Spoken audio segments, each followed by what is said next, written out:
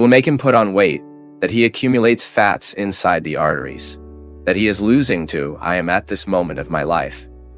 I will confess to you, regaining the flexibility of my body, which I was losing over time, what she was losing with the routine. Try to be in conquers, without holding on anything, without fear of making mistakes. 90% of people can no longer do, because it is not a position we do more. We were creating facilities. Our car, it is adapted to give you a lot of comfort for you to use less efforts. Only this has a cost. We are losing flexibility, we are stiff. And unfortunately, when we are stiffened, when our muscles are stiff, our joints are more likely to be injured. Because we no longer have the flexibility of movement. The muscles, it should be strong and flexible. There are people who only have the strong muscles, flexibility. There are people who have good flexibility, but some muscle mass is missing. It has a lot of adipose fabric. I'm not talking about aesthetics, see, guys? No, you have the right to be as you want, and be comfortable on you the way you well understand. But put some flexibility in your body and you will see how it thanks you with less pain. Most of us have lower back pain. You can't squat that you get all crooked. Try to get something and say, oh, I locked.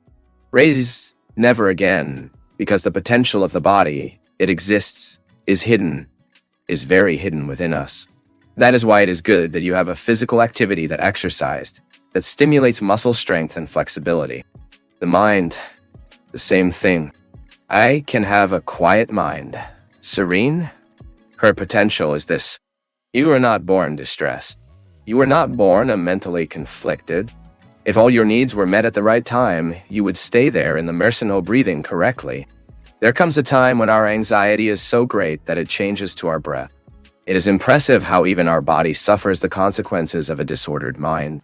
The further the deep breath, the one that is taken since, from the base of your abdomen, which goes up, rising, climbing to your head.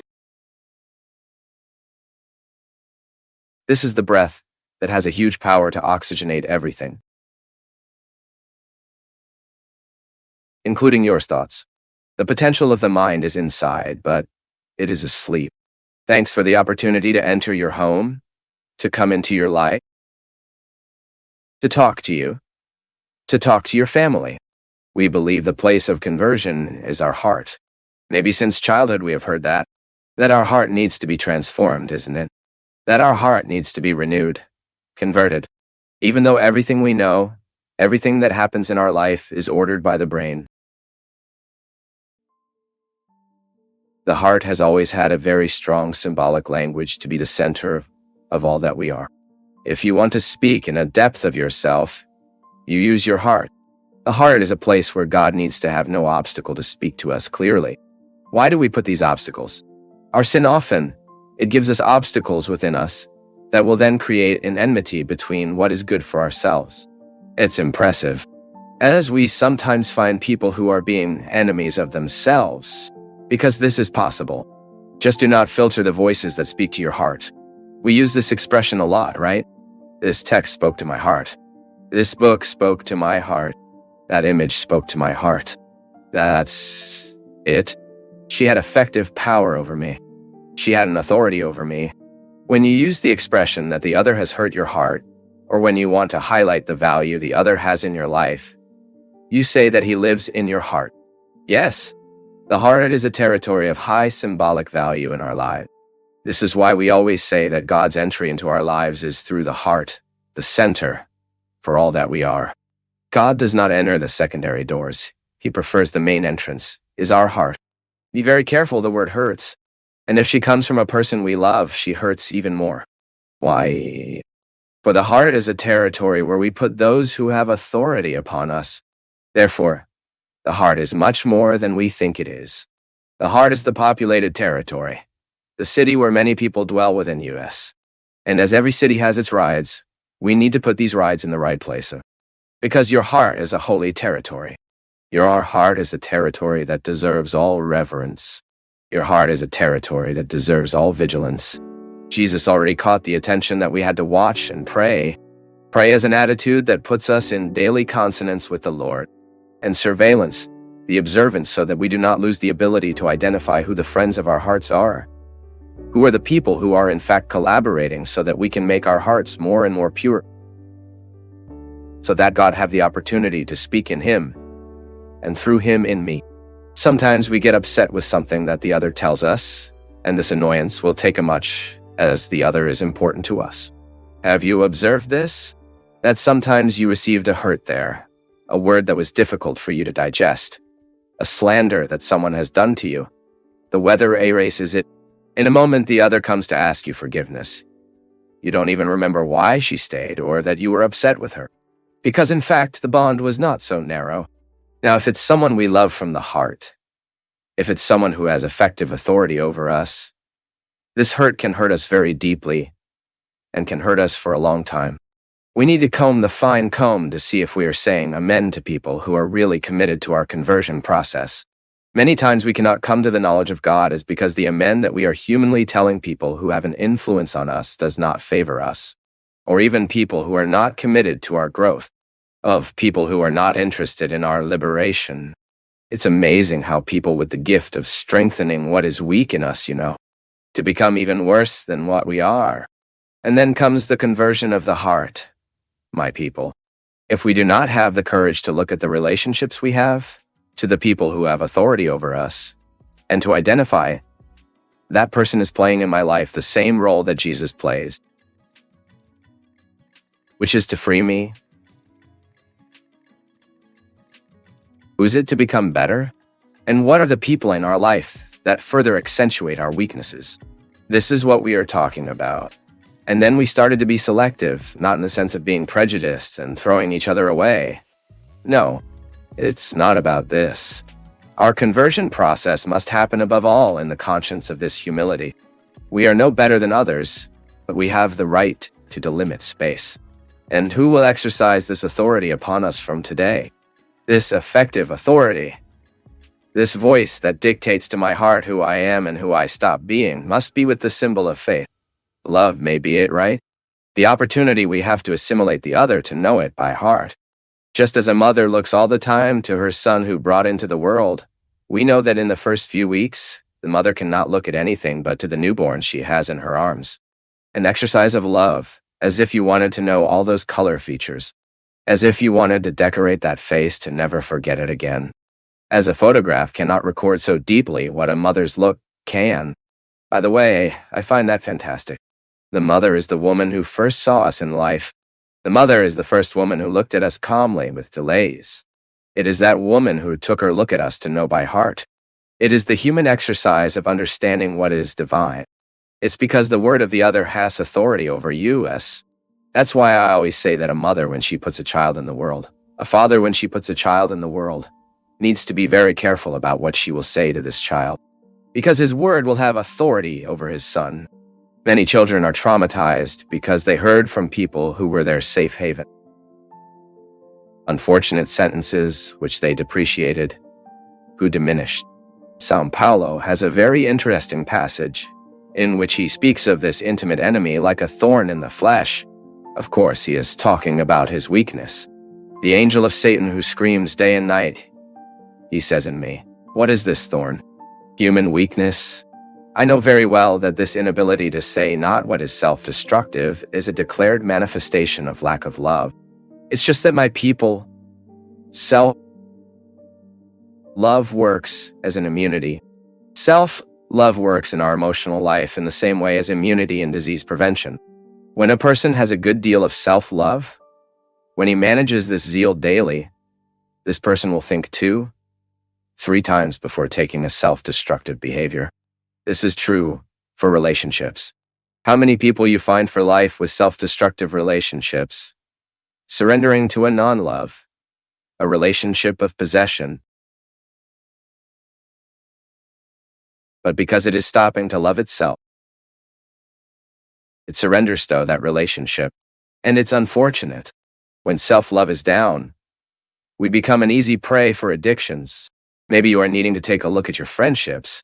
It is very dangerous for you to identify that in your friendship cycle. That is, people who exercise effective authority about you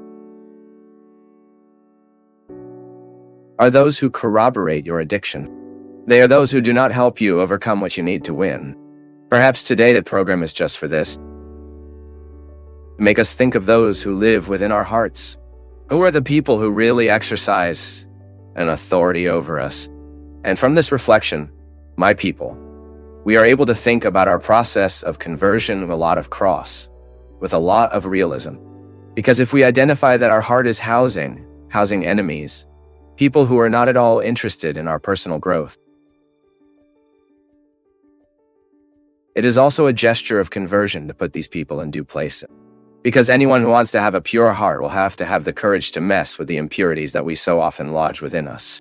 First thing, strengthen yourself.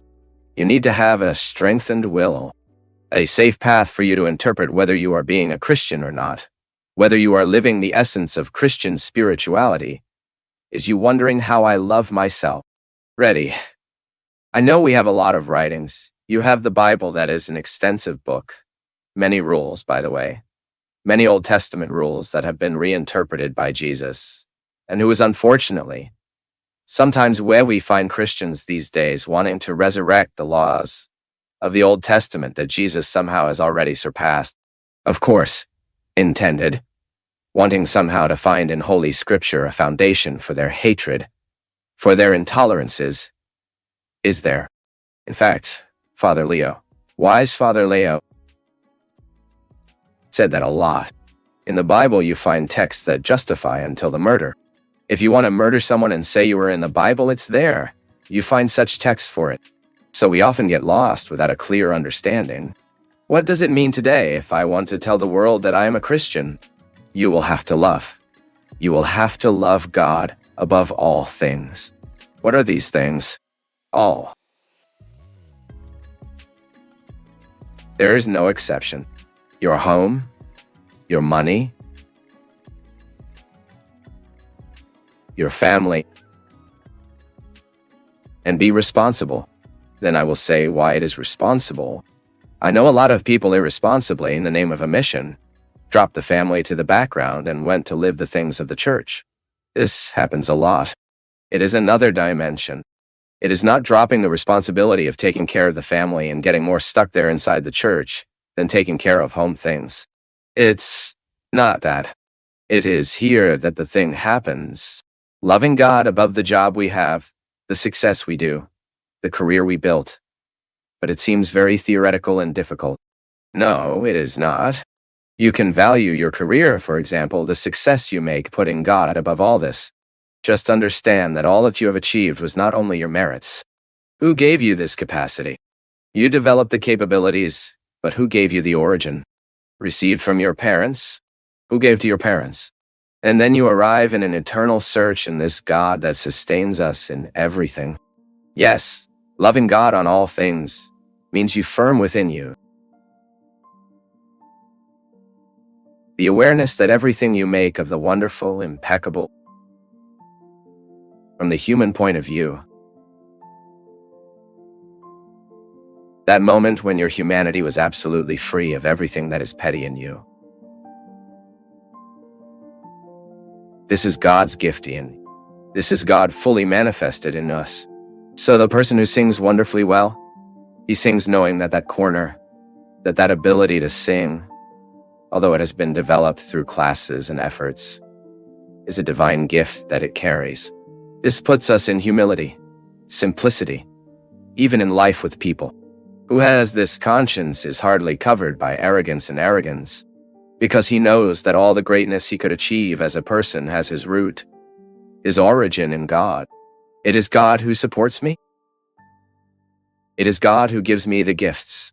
So I love God above all things, conscious that so far as St. Augustine said, he spoke it in a beautiful, simple, and sophisticated way at the same time. When the human heart feels capable of recognizing the error he made, he is already under the influx of divine grace. Even to recognize that you have made a mistake, God has to have given an initial movement. I am not able to recognize my mistake for myself. I don't recognize my mistake. Why? My pride commands me. I have difficulty recognizing I'm fragile. So when I am able to recognize that I was wrong, recognizing that I made a mistake is because the divinity that dwells me is commanding me. So God is above all things. I'm aware that all that my intelligence provides me is only possible because God has given me intelligence. So you put God before all situation. It's not that you are a puppet he commands. No, you have free will. You would have free will to decide whether you will develop your abilities or not. This week I thought a lot about it, even made a post here on Instagram. I reflected on the potential that exists in my body, the potential that I can develop or not. Observe a child. The child is naturally lace. The child has no difficulty with the joints unless she has a disease. If she is healthy, she has skills. She has ease of movements. But as we live, if we do not stimulate the potential of the body, this potential is asleep. I can often have a conduct where I don't have time for body care. My lack of care for the body.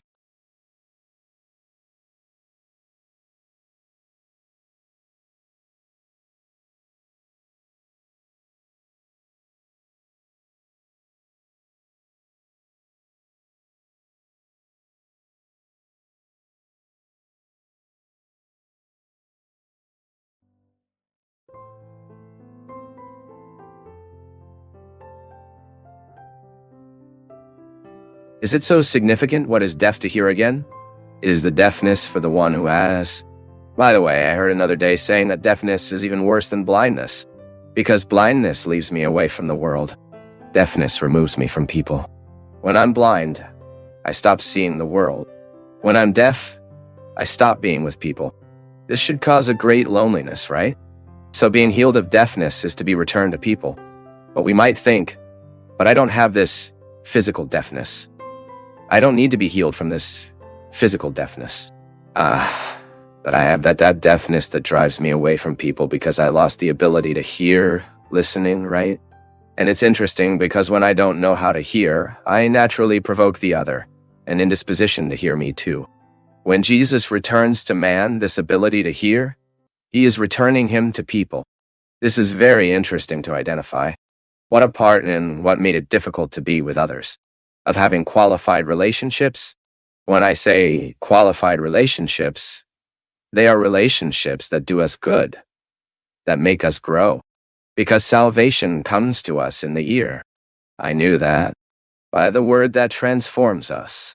Ruben Alves said that he saw so many advertisements for oratory courses to teach people to talk, course to teach how to speak in public,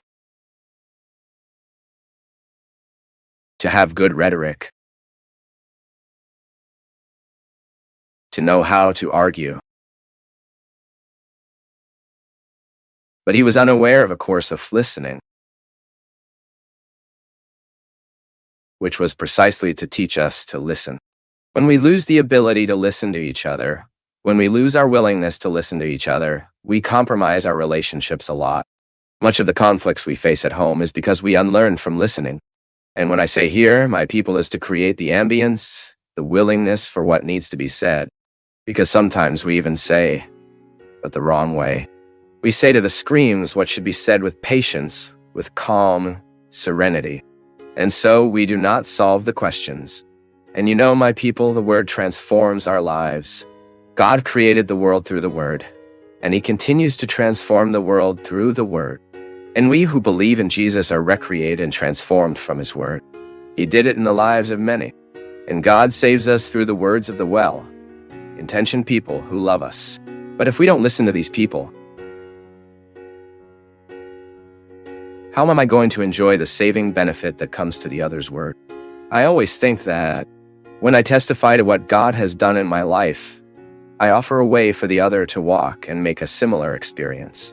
It is never the same. The experience is never the same. Because the God that happens in me, what God does in me, he will do from what I am at. When God happens in you, he will happen from what you are. So our experiences will be different because we are different. although God is the same. It's just that I have different needs, and God will act according to my needs. Why do I feel the desire to be better when I take a contact with God's word? Because here I already have the strength of the Spirit acting on me. Especially in the gospel, when we proclaim at Mass, it is the real presence of Jesus. It is the real presence. Another day, during a retreat that I preached, I reflected on the seriousness of God coming to us through the real presence of his Son through the Word. It is interesting because we are in a time where we are very unquestionable to hear. We want to speak, speak, speak, speak. We talked a lot. Sometimes we hear little. And because we hear little, we miss the opportunity to send solutions or even correct some edges between us. I'm deaf. I am not being able to perceive the voice that guides me. I am not being able to decode the voice of God that speaks for the human voice. God comes to us by the word of the one who loves us. God comes to us through that advice that invites us. And how do you know it's a word of someone who wants to save? When you realize that there is coherence in what the other is saying. Because sometimes what irritates us is not that the other told us the truth. It is that we do not want to assume that the other told us the truth. And sometimes there are people who have been trying to tell us for a long time, trying to speak to us, and we don't create inner or even outdoor disposition. Because depending on the face we make for the other, he knows exactly that he cannot say anything to us. And then we are being deaf, although we have the ability to hear. Although we have the ability to hear, we remain deaf. Or is that deafness that the other tells us the truth? The other tells everything we need to hear to improve, to change our lives, and we interpret it as an affront, as a challenge. We can't hear. This happens inside our home too. Sometimes we children have created an antipathy for what the father is saying, for what the mother is saying, for what the brother says. So we get this deafness. The word of the other, however honest it is, as assertive, falls us as unnecessary. This is a great damage, my people, because we are transformed is by the word. And if we lose the ability to listen, parents and children, right? You who are a parent, you who are a mother, know exactly how you need to create listening discipline. Children need to be heard. Parents need to be heard. If the relationship is not based on the listening discipline, the family is not possible. And there's a very interesting consonance. Wisdom goes through our ability to hear and also ability to say. The saying is very precious. I have a lot of respect for what I say. I have a lot of respect for the word I look for, especially here in this space. Because I know people are listening. And I also know that some people use what is being said here and then pass on. It is a responsibility. How many times do people who are responsible for our formation try to tell us, try to warn of what is being dangerous to us? And we have a filter here that does not allow the word to fall within our heart. You already have such an antipathy. You have already created an antipathy for everything they say. So you don't listen to what they say. So we hear, get angry at what the other tells us. It's not because he wasn't right. No, it's because he was right, we know that. But we don't want to assume that he was right about what he said. So our deafness also manifests itself there. I heard perfectly the other was able to tell me what I needed to say, and I didn't consider the truth of what he said to me. I did not realize that those words could help me overcome what I need to overcome. I heard with unwell, I heard with laziness. I heard thinking that the other is saying just to piss me off, just to disturb me. Deafness. When I'm deaf because of my lifestyle, not even what I read touches me. I'm so agitated. I have such a busy life that I do not have the happy opportunity to be touched by the words. So I know many need to live the healing, the dynamics of healing, deafness, and speech. God needs to heal us, tear us all the impediments that were placed by life, by our temperament, by our way of being. That makes us difficult to hear what we need to hear. and then unlock our tongue so that we say what we truly need to say. This is what Jesus healed in this man. He cured his deafness first, then aroused his tongue to say again. This is also significant. By being healed of my deafness, I resume the possibility of saying what really needs to be said, listening to life, listening to the facts, so that I can make a better decision. Because making mistakes, we also make mistakes in the decisions.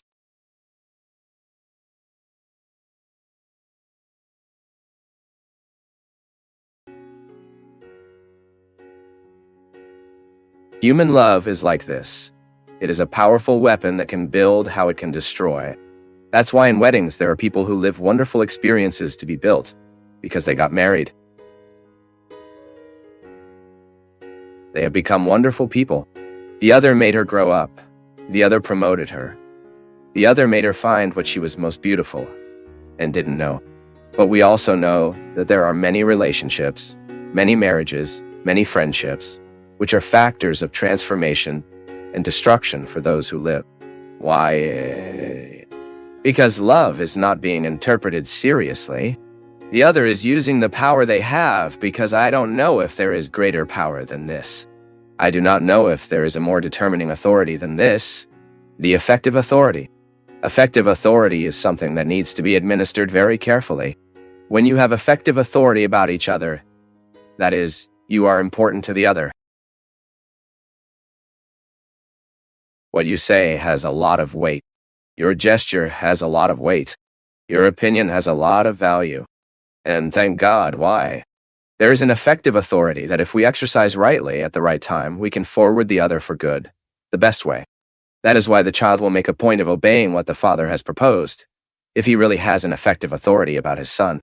The big problem often of our families is that we lost the effective authority. Another began to exercise. How do we keep the effective authority? Loving. There is no other way. It is as we love the other. It is that the other will think 2, 3 times if it will betray us or not. It is as we realize that the other is giving our lives for us, that we will think 2, 3 times before offending it, before hurting it, or before saying something we know will do harm to that person. It's not easy, I know. But this effective authority, it saves us. She guides us. She heads us. It is you to hear the right word of the right person and at the right time. Anyone who has effective authority about the other needs to know that this rule has the time to say, as you say, because you know that what you will say will have weight. Many times people are destroyed because the one who had effective authority, using personal and excuse goals, wanting to take advantage of the authority he had over the other, manipulated, did what I wanted. That is very dangerous. I say again, that's not what Jesus entered into people's lives. Jesus went into people's lives because he wanted to turn them into better people. And this needs to be our posture in the world, my people. We are Christians. We live the same mystique. If we want to enter the other's life, we have to be aware. I want to come in to make the other better, to make it worse. No, this is the mystique of the devil who likes I. The devil is what makes a point of turning people into worse people. No mystique. This is his evil. It is not our goal. And today I am sure God wants to enter your life, wants to exercise authority there in your heart with only this sole purpose. Make you a better person, that you discover an interesting way to get lighter, to throw away a little of the weights that chained you.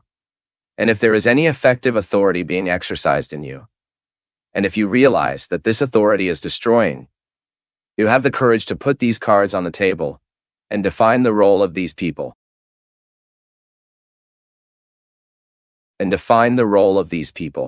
Because if you don't take care of you, it's hard for others to help take care of. Be careful, you have to go from us.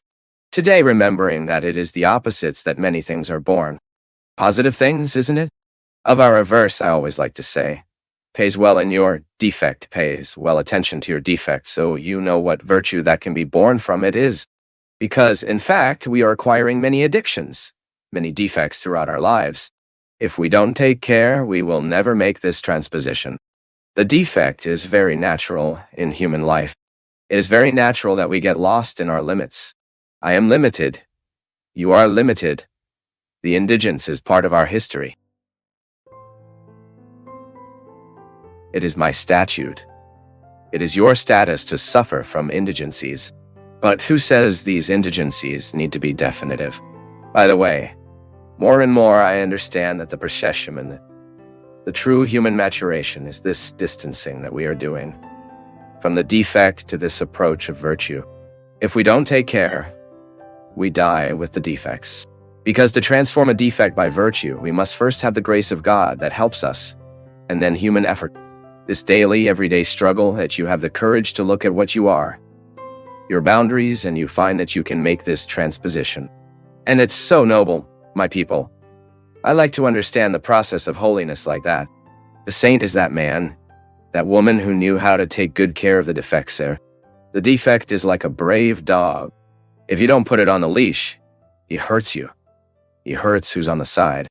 He recalls that story of the monk who said, "Inside me, 2 dogs." And then someone asked, "And which one prevails? Which one has the most strength within you?" And the monk responds very wisely, "Depends. Depends. It will be stronger the one I feed." And it's true. Inside me there is always a virtuous man and there is always a defective man. Why? Anthropologically, I am positioned between the condition of Adam and the grace of Christ. I live all the time in my flesh, in my experience of being who I am.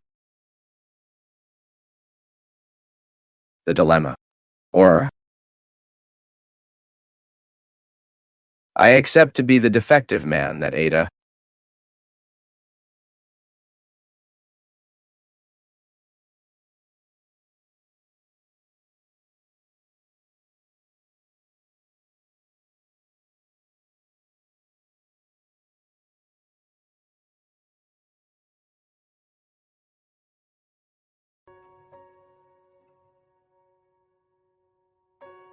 Join us on Path of Faith, where we delve deep into the heart of spirituality, offering insights and inspiration to illuminate your path towards a deeper connection with God.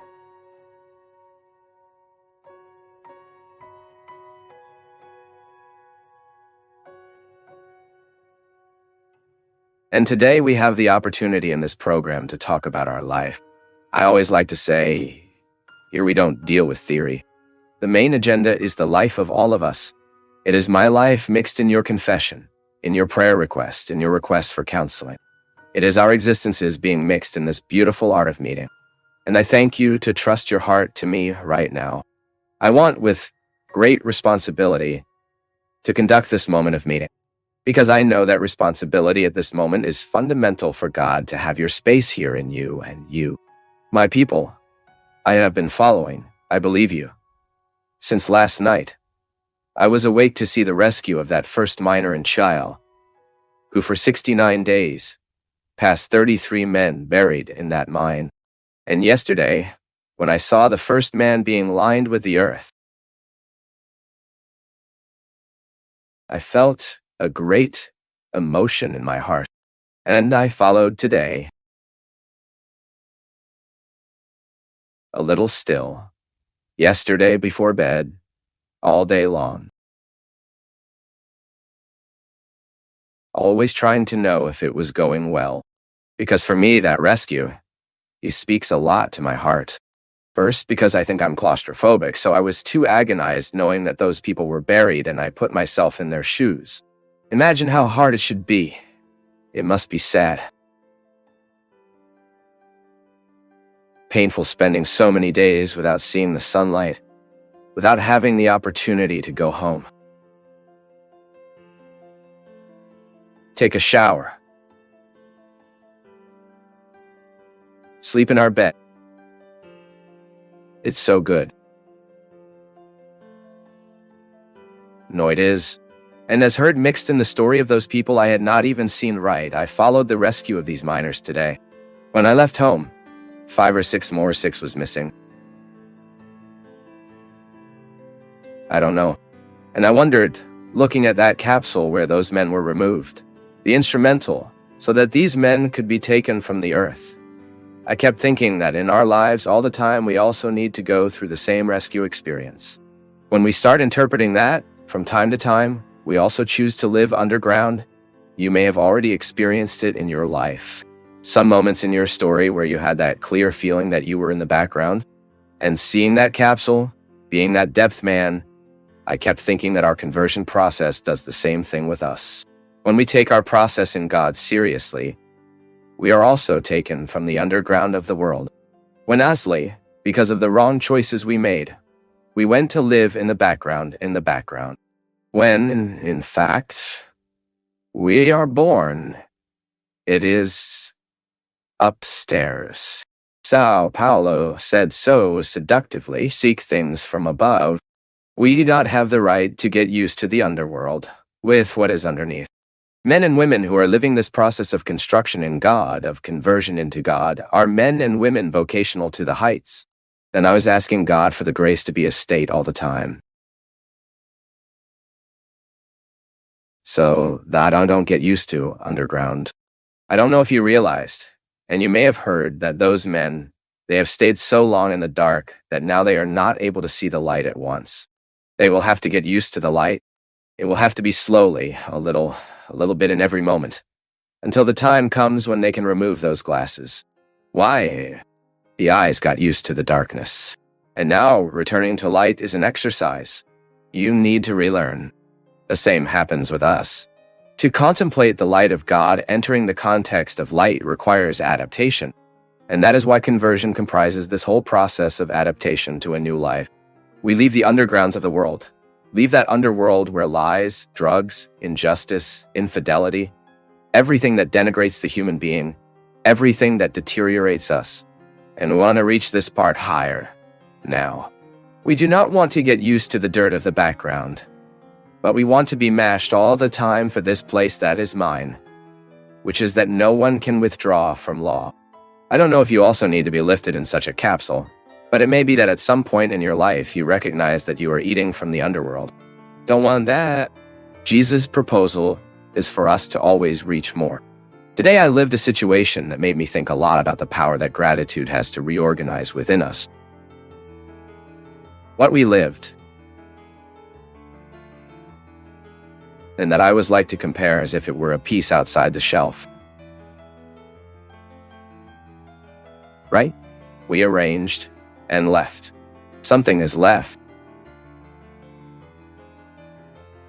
and we can't fit. The emotional life of us is like that too. Trauma. Right? Psychology teaches us that it is precisely an event that did not fit within us at a stage of life. I was traumatized by someone's speech, by an event. So I couldn't accommodate inside me. Because when I am a child, I do not have the filters of maturity that allow me not to let what is being said, that what is being done can hurt me so much. Because I don't have this filter, I end up living trauma, which is my inability to keep what I lived in a positive way. A moment of life comes that all this comes to light. The invoices of the lived will always arrive in our hands. And today I was thinking about how it makes a difference. When we are going to live this organization, we are moved by the feeling of gratitude, which is precisely a way to forgive ourselves. Sometimes we cannot look at what we lived, to those situations where we failed, where we were not able to give the best part, to do the best way. So that does not fit within us, and we are taking a bitterness. And that makes no sense, because the bitterness we feel today does not correct the error of the past. I always like to make the differentiation between guilt and regret. This inability to keep within us, to store in a harmonious way what we lived, usually generates guilt. So I feel guilty because I didn't realize it, because I was failed, because I failed, because I didn't go, because I didn't reach. My goal was not fulfilled. Or I can feel sorry for something I look and recognize that it didn't work out because I made a mistake at some points. I didn't calculate well. I didn't make the best choices. So the regret. And then the regret provides me new opportunities. From it I can correct the gifting. The guilt makes us go back to the past that we don't change. Regret makes us pay attention to the present that is now before me, and that can receive my intervention. I was thinking of how, the moment I'm grateful, I come to the conclusion that life was how it could have been. I didn't have the strength to be strong at that moment. I didn't have the wisdom to choose better. So, as I reconcile this inside me, that I pouring water from forgiveness about it, there is a beautiful expression in mystique that are the ignitions, which are the dives we do in our realities, in the grace of God, in belief. The belief you have in this sacred that dwells you, we get lighter and lighter. So I look at what I lived and I'm grateful. I'm grateful for all. I keep thinking, my people, if I had been deprived of all the situations that made me suffer, certainly I would not have achieved even 20% of what I already achieved from me.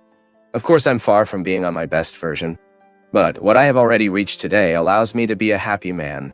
And all this is because somehow,